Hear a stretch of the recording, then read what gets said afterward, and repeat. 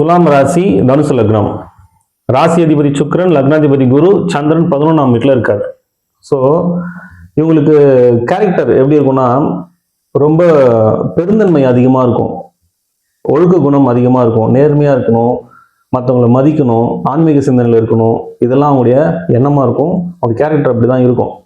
இவங்க ஒரு டார்கெட் வச்சுட்டாங்கன்னா அந்த டார்கெட்டை அச்சீவ் பண்ணுற வரைக்கும் இவங்களுடைய மனநிலை மாறாது, எங்கேயும் டைவர்ட் ஆக மாட்டாங்க. அது வந்து 1 வருஷம் ஆனாலும் சரி, 10 வருஷம் ஆனாலும் சரி, அதுக்கான உழைப்பு போடணும், அதை ரீச் பண்ணணும் அப்படின்ற எண்ணம் இவங்களுக்கு அதிகமாக இருக்கும். தீர்க்கமான முடிவாக இருப்பாங்க.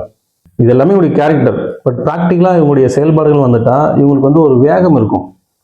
எந்த ஒரு விஷயத்தையும் வந்து நிதானமாக ஹேண்டில் பண்ண மாட்டாங்க, ஒரு சாஃப்டாக ஹேண்டில் பண்ண மாட்டாங்க, மூர்க்கத்தனமாக செயல்படுவாங்க.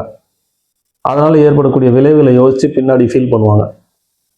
அதே போல் ஒரு போட்டி மனப்பான்மை அதிகமாக இருக்கும், பிடிவாத குணம் அதிகமாக இருக்கும். நான் என்ன சொல்லணும் அதுதான் சரி, அந்த குணம் இவங்களுக்கு அதிகமாக இருக்கும். அப்படி தான் பேசுவாங்க, மற்றவங்களை மதிக்கவும் செய்வாங்க, அதே நேரத்தில் இவங்களுடைய ஆதிக்கத்தையும் செலுத்துவாங்க.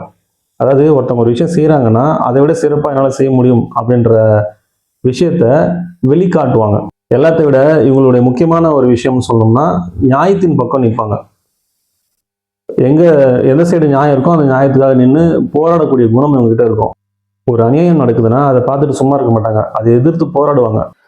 லக்னம், ராசி இது ரெண்டும் முதல்ல எப்படி வேலை செய்யுதுன்றதை நம்ம தெரிஞ்சுக்கலாம். இப்போது ஒரு குழந்தை பிறக்குதுன்னு வச்சுக்கோங்களேன், அந்த நேரத்தில் சூரியனுடைய கதிர்வீச்சு எந்த ராசியின் மேலே விழுந்துச்சோ அது லக்னம். ஸோ அந்த லக்னத்தை வச்சு தான் மற்ற கிரகங்களின் தன்மைகளை நம்ம ஆராய்ச்சி பண்ண முடியும். அதே நேரத்தில் சந்திரன் எந்த ராசியின் மேலே இருக்காரோ அது ஜென்ம ராசி.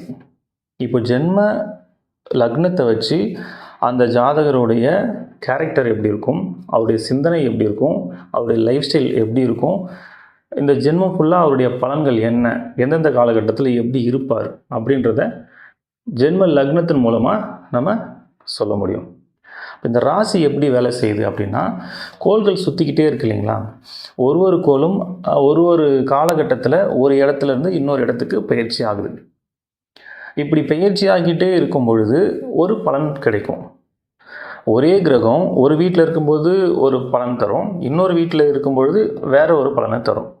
ஸோ இந்த கிரகங்கள் வந்து பயிற்சி ஆகும்போது கிடைக்கக்கூடிய பலன்களை சந்திரன் எங்கே இருக்காரோ அதை வச்சு நம்ம கால்குலேட் பண்ணுறோம். அதுதான் ராசி. ஸோ நீங்கள் பார்த்தீங்கன்னா ராசி பலன் தான் எங்கேயுமே சொல்லுவாங்க. ஏன் அப்படின்னா லக்னம்ன்றது ஃபிக்ஸ்டு. நீங்கள் பிறக்கும் பொழுது இந்த ஜென்மம் ஃபுல்லாக உங்களுக்கு என்ன பலன்றதை அங்கே ஃபிக்ஸ் பண்ணியாச்சு. அதே போல் நட்சத்திரமும் அதுக்கேற்ற மாதிரி பலன்கள் இருக்குது, தசாபுத்திகள் நடத்தக்கூடிய கிரகங்களுக்கு ஏற்ற பலன்களும் உங்களுக்கு இருக்குது. ஆனால் இந்த ராசி பலன் வந்து கோள்கள் மாறிக்கிட்டே இருக்கும் பொழுது ஒரு பலன் தர்றதுனால அது பலன் மாறிக்கிட்டே இருக்கும். அதனால் ராசி பலன் நம்ம சொல்கிற மாதிரி இருக்குது. லக்னம் அப்படின்றது ஒருத்தருடைய சிந்தனை, அவருடைய கேரக்டர் எப்படி இருக்கும் அப்படின்றத சொல்லக்கூடியது. இந்த ராசி அப்படின்றது வந்து தன்னுடைய செயல்பாடுகளை பற்றி சொல்லக்கூடியது. இப்போ உதாரணத்துக்கு ஒருத்தர் கன்னி லக்னத்தில் பிறந்திருக்காருன்னு வச்சுக்கோங்களேன், அந்த கன்னி லக்னத்துக்கு உண்டான அத்தனை குணங்களும் அவருக்கு இருக்கும். மேஷ ராசியில் பிறந்திருக்காருன்னு வச்சுக்கோங்களேன், மேஷ ராசிக்கு உண்டான அத்தனை செயல்களும் அவங்க செய்வாங்க. கன்னி லக்னத்துக்கு உண்டான சிந்தனைகள் இருக்கும், ஆனால் செயல்பாடு எல்லாமே மேஷ ராசிக்கு உண்டான செயல்பாடுகள் தான் அங்கே அதிகமாக இருக்கும். ஒரு பிரச்சனை அப்படின்னா அந்த பிரச்சனை எதனால் வந்துச்சு, அதை எப்படி சரி பண்ணலாம், அதை பேசியே சரி பண்ணக்கூடிய அந்த விஷயம் எல்லாமே கன்னி லக்னத்துக்கு இருக்கும். தன்னை வந்து நம்ம தப்பு பண்ணாமலே பழி சொல்லிட்டா கூட அவங்களுக்கு அதை புரிய வச்சு ஆப்போசிட் சைடு யோசிக்கிறது, நிதானமாக இருக்கிறது, இந்த விஷயம்லாம் அந்த கன்னி லக்னத்துக்கு இருக்கும். ஆனால் மேஷ ராசியை பொறுத்த வரைக்கும் என்னை எப்படி நீங்கள் என்னை தப்பு சொல்லலாம், அந்த கோபம் வந்துடும். அந்த கோபத்தோட அந்த தன்னுடைய உணர்வு வந்து வெளிப்படுத்தக்கூடிய அந்த தன்மை மேஷராசிக்கு இருக்கும். ஸோ மனசில் பார்த்திங்கன்னா அவங்க நிதானமாக தான் இருப்பாங்க. நம்ம வந்து அவங்கள கேட்கணும், அவங்க சைடு நம்ம என்ன நியாயத்தை கேட்கணும், அவங்க சைடு யோசிக்கணும்லாம் இருக்கும். ஆனால் செயல்படும் பார்த்தா அந்த டைமில் டக்குன்னு கோவப்பட்டுருவாங்க. அப்புறமா யோசிப்பாங்க, நம்ம வந்து இந்த மாதிரி பேசியிருக்கக்கூடாது, நம்ம பொறுமையாக இருந்திருக்கணும். ஸோ இந்த டிஃப்ரென்ஸ் வர்றதுக்கு காரணம் லக்னமும் ராசியும் கிளாஷ் ஆகுது. இப்போது ஒருத்தரை நம்ம பார்க்குறோன்னா அவருடைய கேரக்டர் என்ன, அவர் என்ன சிந்திக்கிறார், அவர் மனசில் என்ன நினைக்கிறாரு அப்படின்றத நம்ம ஈஸியாக புரிஞ்சிக்க முடியாது. அவர் என்ன செயல் செய்கிறாரோ இதை வச்சு தான் அவரை நம்ம ஒரு கேரக்டர் நினச்சிக்குவோம். எப்போவுமே நம்ம செய்கிற செயல்களை நம்மளால் புரிஞ்சிக்க முடியாது. நம்முடைய சிந்தனைகளை நம்ம புரிஞ்சுக்குவோம், நம்ம என்ன நினைக்கிறோன்றது நமக்கு தெரியும். ஆனால் நம்ம என்ன செய்கிறோம், நம்முடைய செயல்பாடு எப்படி இருக்குது அப்படின்றத நம்மளால் அவ்வளோ சீக்கிரம் அனலைஸ் பண்ண முடியாது. லக்னத்தின்படி நம்முடைய கேரக்டர் என்ன, ராசியின்படி நம்ம என்ன செயல்பாடுகள் செய்வோம், இது ரெண்டையும் நம்ம தெளிவாக புரிஞ்சுக்கிட்டோம் அப்படின்னா நம்மளை அனலைஸ் பண்ணுறது ஈஸி, லைஃப் ஈஸியாக கொண்டு போக முடியும். லக்னத்திலேருந்து 11ஆம் வீட்டில் சந்திரன். இப்போ சந்திரன் எங்கே இருக்காரோ அந்த இடத்துக்கு உண்டான பலனை சொல்கிறதுக்கு நிறைய விதிகளும் இருக்குது, விதி விலக்குகளும் இருக்குது. பட் இங்கே நம்ம முக்கியமாக சொல்லணும் அப்படின்னா அவங்களுடைய உழைப்பை பற்றி சொல்லணும். பொதுவாகவே துலாம் ராசிக்காரங்க வந்து ஸ்மார்ட் ஒர்க் பண்ணணும் தான் நினைப்பாங்க, ஸ்மார்ட் ஒர்க் தான் பண்ணுவாங்க. ஆனால் இங்கே வந்து உழைப்பு நிறைய போட வேண்டிய கட்டாயம் ஏற்படும். ஒரு விஷயம் வேணும்னா உடனே கிடைக்கிற அமைப்பு ஒன்று இருக்குது. ஒரு விஷயம் வேணும்னா எவ்வளோ கஷ்டப்பட்டாலும் கிடைக்கவே கிடைக்காதுன்ற அமைப்பு ஒன்று இருக்குது. ஆனால் இங்கே ஒரு விஷயம் வேணும்னா கடினமாக உழைக்கணும், உழைச்சா கிடைக்கும். இதுதான் இந்த அமைப்புக்கு உண்டான முக்கியமான பலன். ஸோ சராசரியாக மற்றவங்களுக்கு கிடைக்கக்கூடிய ஒரு விஷயம் கூட இவங்க கடினமாக உழைச்சி தான் கிடைக்கணும் ஒன்று. இன்னொன்று என்னென்னா, கடினமாக உழைச்சா எப்பேற்பட்ட விஷயத்தையும் அடையக்கூடிய தன்மை இங்கே இருக்குது. அதனால் இவங்களுக்கு ஒரு விஷயம் வேணும்னு முடிவு பண்ணிட்டாங்கன்னா அதுக்காக கடுமையாக உழைக்க தயாராக இருப்பாங்க இந்த அமைப்பில் இருக்கிறவங்க. ஸோ இது பொதுவான விதி தான். மற்ற கிரகங்கள் எப்படி இருக்குது, சந்திரனுடைய நிலை எப்படி இருக்குது, அதை பொறுத்தும் பலன்கள் மாறக்கூடிய வாய்ப்பு இருக்குது. வளபிரி சந்திரனா இருந்தால் நல்ல பலனும், தேய்பிரி சந்திரனா இருந்தால் கெடுபலனும் தருவார்னு சொல்லியிருக்காங்க. இப்போ உங்க ஜாதகத்தில் சந்திரனுடைய நிலையை பற்றி தெரிஞ்சுக்கணும்னா இங்கிருந்து 7ஆம் வீடு மேஷம், இங்கே சூரியன் இருந்தார்னா இது பௌர்ணமி சந்திரன். இங்கே சந்திரன் கூடவே சூரியன் இருந்தார்னா அது அமாவாசை. ரிஷபத்திலிருந்து கன்னி வரைக்கும் இங்கே எங்கேயாவது சூரியன் இருந்தார்னா அது வளர்பிறை சந்திரன். விருச்சகத்திலிருந்து மீனம் வரைக்கும் இங்கே எங்கேயாவது சூரியன் இருந்தார்னா அது தேய்பிறை சந்திரன். ஒருவேளை உங்களுக்கு தேய்பிறை சந்திரன் இருக்குன்னா அதுக்காக நீங்கள் கவலைப்பட தேவையில்லை. தேய்பிறை சந்திரனை பார்த்து நீங்கள் பயப்படலாம் வேண்டாம். இப்போ ஒரு ஜாதகத்தில் லக்னாதிபதி எப்படி இருக்காரு, நட்சத்திர அதிபதி எப்படி இருக்காரு, குரு எப்படி இருக்காரு, உங்களுக்கு தசாபதிகள் நடத்தக்கூடிய கிரகங்கள் எப்படி இருக்குது, ஸோ இதெல்லாம் பார்த்து இப்போ எந்தெந்த கிரகங்கள் சேர்க்கை இருக்குது, அது மூலமாக என்ன பலன் வருது, இப்படிலாம் நிறைய நம்ம ஆராய்ச்சி பண்ணும்பொழுது உங்களுக்கு பலன்கள் மாறும். பொதுவாக வந்து சந்திரன் தேய்பிரையில் இருந்தால் சில சங்கடமான நிகழ்வுகள் நடக்கும்ன்றது அது பொது விதி, அவ்வளோதான். அது எல்லாருக்கும் நடந்தே தீரணும்னு கட்டாயம்லாம் இல்லை. அதுக்காக அது ஒரு பெரிய விஷயமா நினச்சி நீங்கள் கவலைப்பட தேவையில்லை. நீங்கள் ஒரு ஜாதகம் பார்க்க போகிறீங்கன்னா அதில் நல்ல பலனும் சொல்லுவாங்க, கெட்ட பலனும் சொல்லுவாங்க. எவ்வளோ பெரிய நல்ல ஜாதகமாக இருந்தாலும் அதில் கெட்ட பலனும் ஒன்று இருக்கும், எவ்வளோ கெட்ட ஜாதகமாக இருந்தாலும் அதில் நல்ல பலன்களும் இருக்கும். நல்ல பலன்களை சொல்லும்பொழுது எப்போவுமே நமக்கு மோட்டிவேஷனாக தான் இருக்கும். அதே கெடுபலன் சொல்லிட்டாங்கன்னா அதை ஹேண்டில் பண்ண முடியாமல் ப்ரெஷரில் மாட்டிக்கிட்டு அதை செய்யணும்னு நினச்ச விஷயத்த செய்ய முடியாமல் அவங்க லைஃப் ஸ்டைலே மாறி போய் சைக்காலஜிக்கலாக ஒரு பெரிய ப்ராப்ளத்தில் மாட்டிக்கிறாங்க. ஸோ இந்த நேரத்தில் நம்ம எப்படி ஹேண்டில் பண்ணணும், நமக்கு ஒரு கெடுபலன்னு சொல்லிட்டாங்கன்னா அதை நம்ம எப்படி ஹேண்டில் பண்ணணும், அதை முதல்ல நம்ம கற்றுக்கணும். இப்போது நீங்கள் ஒரு ஜாதகம் பார்க்க போகிறீங்க, ஒரு வீடு கட்டவோ இல்லை ஒரு கல்யாணத்துக்காகவோ இல்லை ஒரு பிஸ்னஸ் ஸ்டார்ட் பண்ணுறதுக்காகவோ இல்லை ஏதோ ஒரு முக்கிய முடிவு எடுக்கிறதுக்காக நீங்கள் ஜாதகம் பார்க்க போகிறீங்க. அவங்க வந்து உங்களுக்கு 2 வருஷம் நேரம் சரியில்லைன்னு சொல்லிட்டாங்கன்னு வச்சுக்கோங்களேன். இப்போ இந்த நேரத்தில் சில பேர் என்ன பண்ணுவாங்கன்னா, இந்த 2 வருஷம் நமக்கு நேரம் சரியில்லை, அந்த 2 வருஷம் நம்ம எதையுமே பண்ணக்கூடாதுன்னு ஒதுக்கி வச்சுருவாங்க. இன்னும் சில பேர் என்ன பண்ணுவாங்கன்னா, நேரம் சரியில்லை ஆனால் நம்ம செய்கிற விஷயத்த செய்யாமல் இருக்க முடியாது, நம்ம செஞ்சு தான் ஆகணும் அப்படின்னு சொல்லி பயந்துக்கிட்டே செஞ்சுருவாங்க. இன்னும் சில பேர் என்ன பண்ணுவாங்கன்னா, நேரம் சரியில்லைன்னா என்ன, நான் செய்கிறத செய்வேன் அப்படின்னு செய்வாங்க. ஸோ இந்த மாதிரியான மனநிலைகள் எல்லாமே ஒரு தவறான ஒரு முடிவை தான் ஏற்படுத்தும்.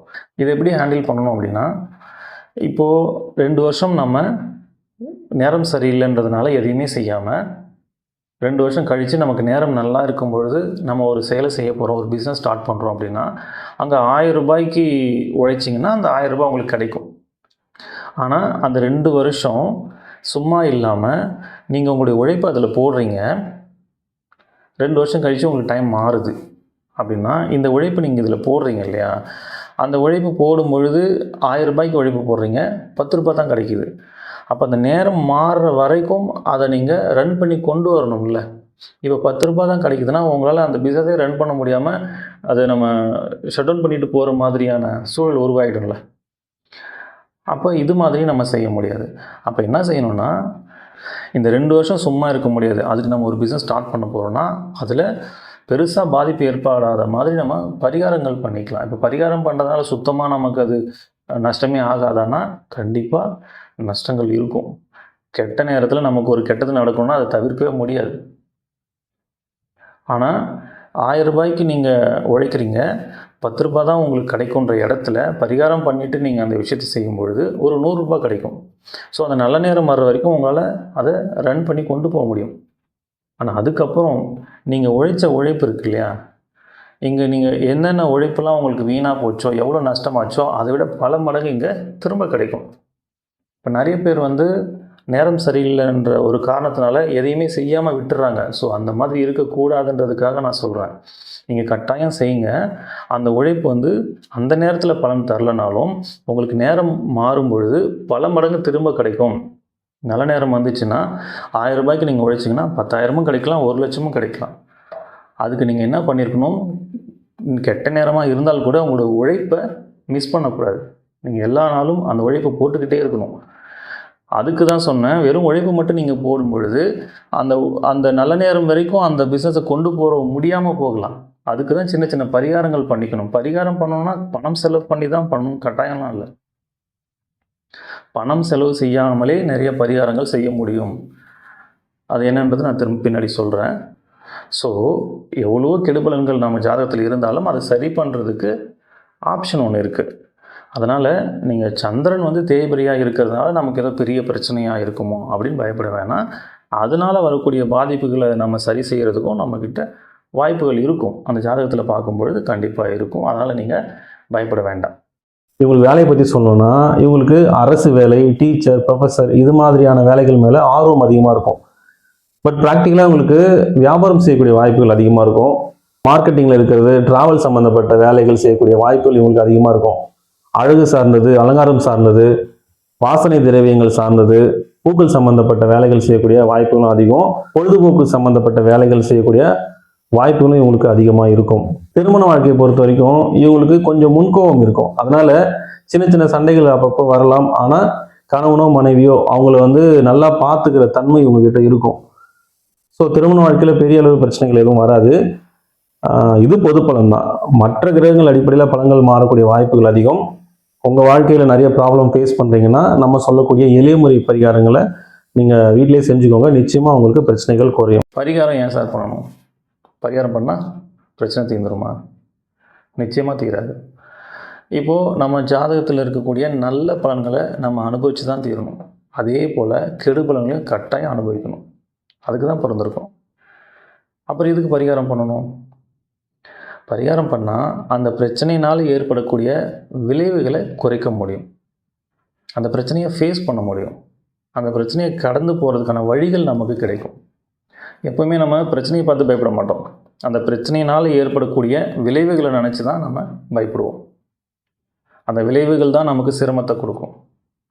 இப்போ உதாரணத்துக்கு, இப்போ இந்த உதாரணம் நான் நிறைய இடத்துல சொல்லியிருக்கேன். இருந்தாலும் எளிமையாக இருக்கிறதுனால நான் திரும்பவும் இதையே சொல்கிறேன்.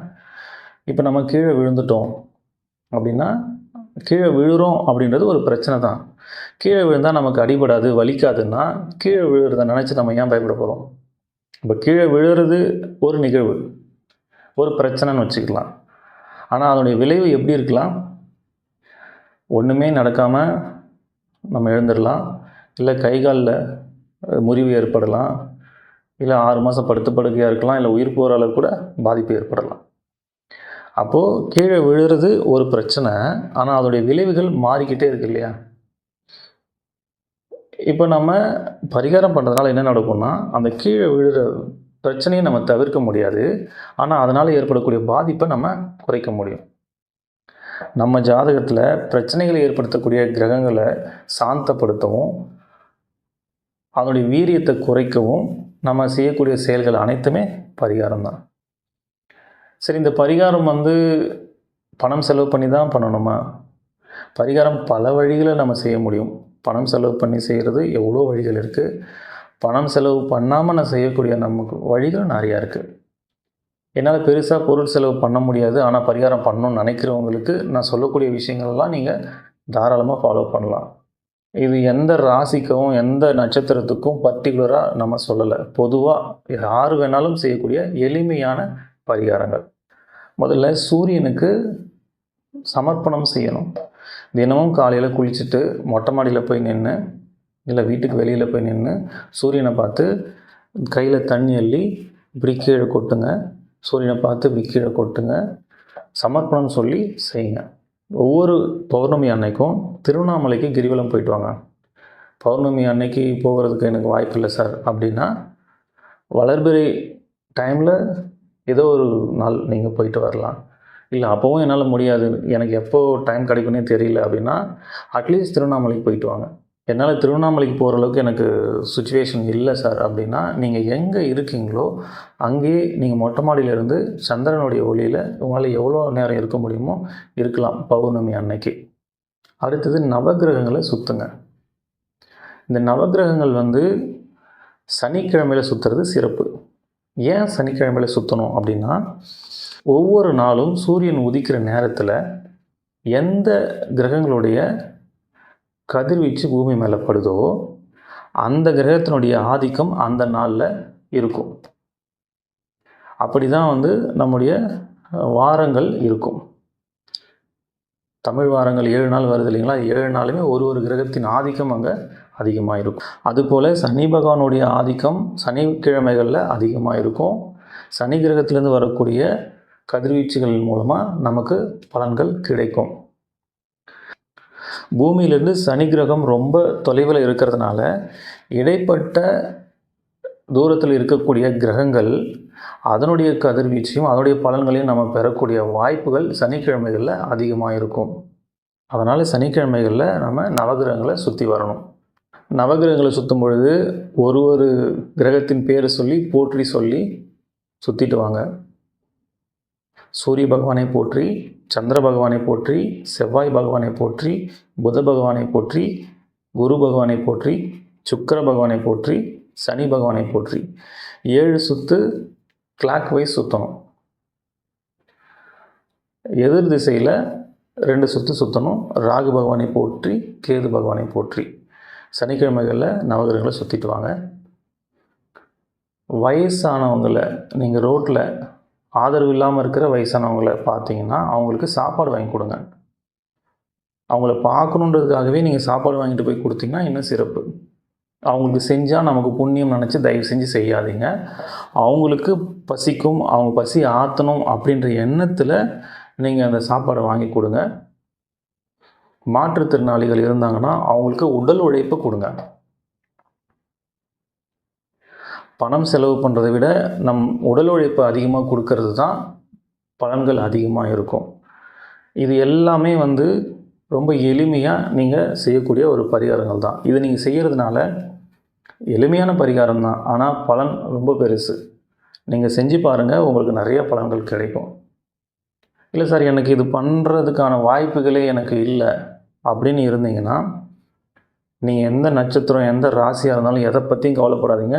முருகனை கெட்டியாக பிடிச்சிக்கோங்க. மனசார முருகனை வேண்டி குருவாய் வருவாய் அருள்வாய் குகனே இதையே திரும்ப திரும்ப சொல்லுங்கள். இதை விட பெரிய பரிகாரம் எதுவும் இல்லை. அதாவது நிறைய வழிகள் இருக்குது.